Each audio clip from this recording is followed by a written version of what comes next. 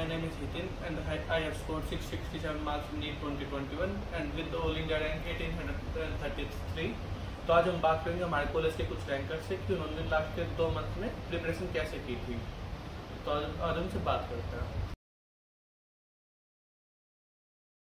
ये हमारे साथ वैभव सोनी है। हेलो, मेरा नाम वैभव सोनी है। मैं करनाल हरियाणा से हूँ। चलिए, तू कैसे तैयारी करता था जब नीट आने वाला था लास्ट के 2 मंथ में? जैसे ही नीट आने वाला था तो मैंने थ्योरी ज़्यादा पढ़ने की बजाय मैंने मॉक्स ज़्यादा अटेम्प्ट करने में ध्यान दिया। मॉक्स मैंने एक दिन में 2 भी अटेम्प्ट करे हैं, कभी कभी 3 भी करे हैं। और जो मॉक्स के बीच में टाइम होता था उसमें मैं अपनी गलतियाँ था उनमें फोकस करता था। स्पेशल सब्जेक्ट्स के बारे में पता है, जैसे फिजिक्स हो गया उसको कैसे करता था? तो फिजिक्स के लिए लास्ट के टाइम में जो मेरे मॉक्स में गलती होती थी, मैं उस चैप्टर के और MCQs को अटेम्प्ट करता था ताकि मेरे और उसमें कंसेप्ट पॉल्यूशन।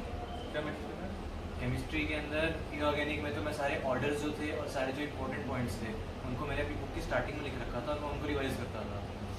ऑर्गेनिक के अंदर सारे जो रिएक्शंस उनको मैंने अलग से लिख रखा था, उनको पढ़ता था। और जो लास्ट में चैप्टर्स थे chemistry and everyday life types उनको रिवाइज करता था। और बायो के अंदर तो NCERT is the Bible, NCERT बार बार पढ़ता था। जो गलतियाँ हुई उन चैप्टर्स को ध्यान से पढ़ता था। तो ये पता था स्टडी आवर्स कितने थे लास्ट के मंथ्स में?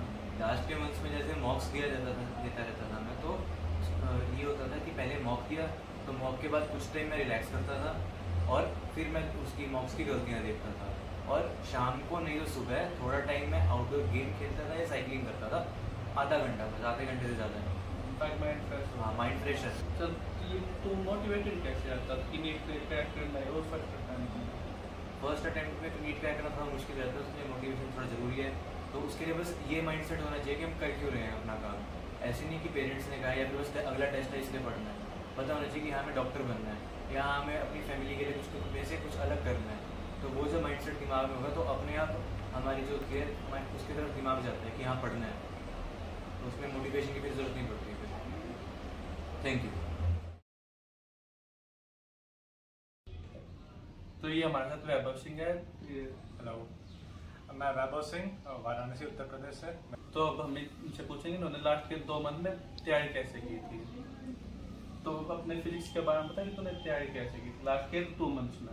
फिजिक्स के लिए मैंने क्वेश्चन पेपर को ज़्यादा प्रेफर किया था। मॉक टेस्ट मेरी प्रायोरिटी थी कि ज़्यादा से ज़्यादा मॉक टेस्ट के थ्रू फिजिक्स का सिलेबस कवर किया जाए और जितने भी डाउट और गलत कर रहे क्वेश्चन थे उनको हमने रेक्टिफाई किया गलतियों को, और इसी के थ्रू हमारे नंबर्स आए।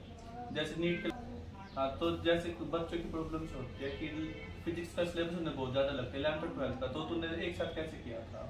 11th-12th का 2 अलग अलग करके हम देखेंगे तो गलत हो जाता है, फिर हमारी नहीं हो पाती। हम एक ही साथ सारा करेंगे तो ज़्यादा बेटर होता है। और मैंने फिर भी पहले भी कहा, अभी भी कहता हूँ कि क्वेश्चन पेपर के थ्रू अगर हम कवर करेंगे तो पूरा सिलेबस एक बार में 45 क्वेश्चन 50 क्वेश्चन के सेट में हम देख के उसको प्रिपेयर कर सकते हैं। अब केमिस्ट्री कैसे किया था? केमिस्ट्री के लिए इनऑर्गेनिक और ऑर्गेनिक के लिए मैं रिकमेंड करना चाहता हूँ कि हमारा NCERT से बेटर और कोई बुक नहीं है, जितनी बार पढ़ सकते हैं। और आखिरी 2 महीने में तो मैं कहूँगा एटलीस्ट 2 बार पढ़ेंगे, 10 बार पढ़ेंगे तो जाके हमारा ट्रिपल डिजिट में रैंक आएगा। और ये फिजिकल ये इनऑर्गेनिक केमिस्ट्री कैसे करता था? इनऑर्गेनिक के लिए मैंने NCERT पढ़ी, NCERT को बार बार पढ़ा और उसके थ्रू शॉर्ट नोट्स बना रखे थे। एट द एंड ऐसा हालत हो गया था कि P ब्लॉक को मैं 45 मिनट में रिवाइज कर सकता था पूरे के पूरे। चलिए बता, तूने बायो को कैसे किया के टाइम पे? बायो के लिए मैंने NCERT को प्रेफर किया था। NCERT से ऊपर कुछ भी नहीं किया था। मेरे बायो में 360 आउट ऑफ 360 थे और इसका एक ही रीजन था कि 50 क्वेश्चन 100 क्वेश्चन में से मैंने उन्हीं 90 क्वेश्चन को अटेम्प्ट किया जो कि NCERT से थे। बाकी 10 क्वेश्चन को मैंने छोड़ दिया था, छोड़ने भी नहीं गया था। That is the point I want to focus here. चल, अब ये बता तू मोटिवेटेड कैसे रहता?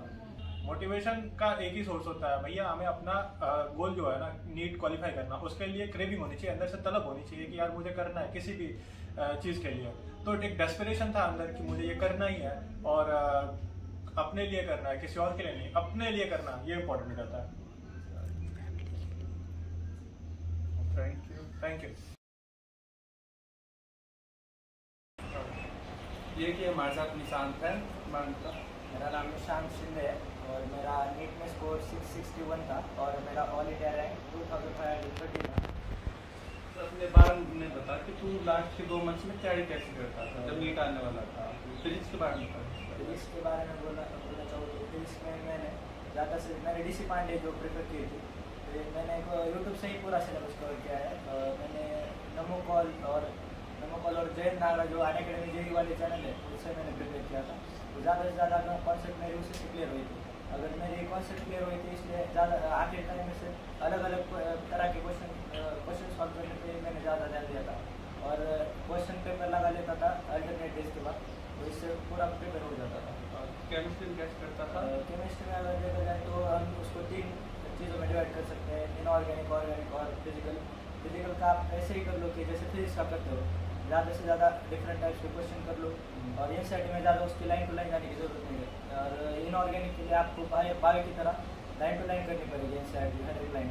और इन ऑर्गेनिक की बात करें तो रिएक्शंस जो है तो तुम्हारी एनसीईआरटी वाली सारे रिएक्शन पूरी ध्यान में होनी चाहिए और उनको अप्लाई करने के लिए जो एनसीईआरटी के एक्सरसाइज में आखिर में जो रिएक्शन के कन्वर्जन दे वो तुम ज़्यादा से प्रिपेयर करो क्योंकि उससे तुम्हारा कम टाइम में ज़्यादा रिविजन हो जाएगा अलग अलग रिएक्शन। बायो कैसे करता था? और बायो के लिए तो ज़्यादा कुछ कहने की जरूरत नहीं क्योंकि हर कोई एनसीईआरटी प्रिपेयर करता है, लेकिन फिर भी एनसीईआरटी के जो तुम्हारे जो एनसीईआरटी लाइन्स वाले जो क्वेश्चन चुक रहे तो उन पर तुम ज़्यादा ध्यान दो और कौन सा पार्ट जो नहीं अच्छा हुआ तो उस पर ज़्यादा फोकस करो और ऐसे ही एनसीईआरटी के रिविजन रोज डेली देते रहो उसमें हो जाएगा मल्टीपल रिविजन से हो जाएगा। और ये मोटिवेटेड कैसे रहता था?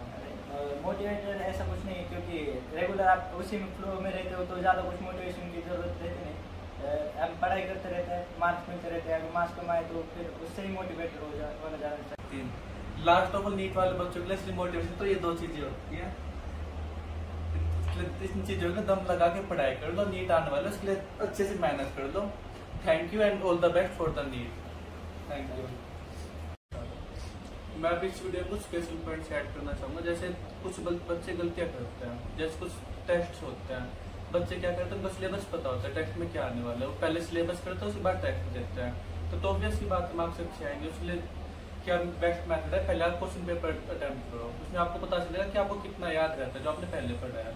उसके बाद जो टेस्ट में गलती हो उस गलतियाँ से आप रिविजन करो ताकि आपका कॉन्सेप्ट भी काफ़ी अच्छी हो जाए, लॉन्ग टर्म तक याद रहे। दूसरा फिजिक्स में हमेशा अपने जो बड़े बड़े चैप्टर्स हो गए like ray optics, wave optics, इनके लिए आप शॉर्ट नोट्स बना लो जिसमें सारे फॉर्मूले आ जाए ताकि लास्ट से 1 या 2 हफ्ते पहले नीट में पूरा चैप्टर करने की वजह खाली शॉर्ट नोट्स देख लें, वो काफ़ी अच्छा हेल्पफुल रहता है लास्ट के टाइम पे।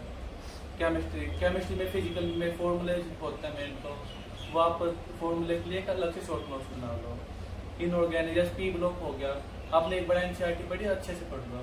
एनसीईआरटी पढ़ते पढ़ते क्या करो, जितनी भी रिएक्शंस हो गए एनसीईआरटी में या कुछ कंपाउंड के लिए कुछ स्पेशल पॉइंट्स हो गए वो आप अलग से एक पेज पे लिख लो। उसमें आपके 2 या 3 पेज बढ़ेंगे पर लास्ट के टाइम पे आपके कई घंटे बचेंगे उससे, तो चैप्टर भी पूरा अच्छे से रिवाइज हो जाएगा। ऑर्गेनिक के लिए तो वही एनसीईआरटी। और बायो में बहुत ज़्यादा इंपॉर्टेंट होता है क्वेश्चन प्रैक्टिस। जितने ज़्यादा आप मान लो आपने एक चैप्टर कर लिया उसमें आपको कॉन्फिडेंस आके चैप्टर अच्छे से हो चुका है, पर उसमें जब आप क्वेश्चन लगाओगे ना 100 क्वेश्चन लगा लिए 150 क्वेश्चन लगा लिए तब आपको पता चलेगा कि इस पर्टिकुलर लाइन पे घुमा फिरा के भी क्वेश्चन बन सकता है, तो काफ़ी हेल्पफुल रहता है। उससे चैप्टर भी याद हो जाता है, रिविजन भी अच्छी हो जाती है। तो लास्ट में मैं आपको कहना चाहूँगा जो मेरे शॉर्ट नोट्स थे वो मैं अपने ड्राइव पे डाल दूंगा, उसके लिंक मैं अपने इंस्टाग्राम पेज पे डाल दूंगा। मेरे इंस्टाग्राम पेज का लिंक आपको डिस्क्रिप्शन में मिल जाएगा, वो ड्राइव पे में मेरे शॉर्ट नोट्स आ जाएंगे 14 मई के आसपास, तो आप वो जाके देख सकते हो, तो आपको काफ़ी हेल्प होगी। Thank you.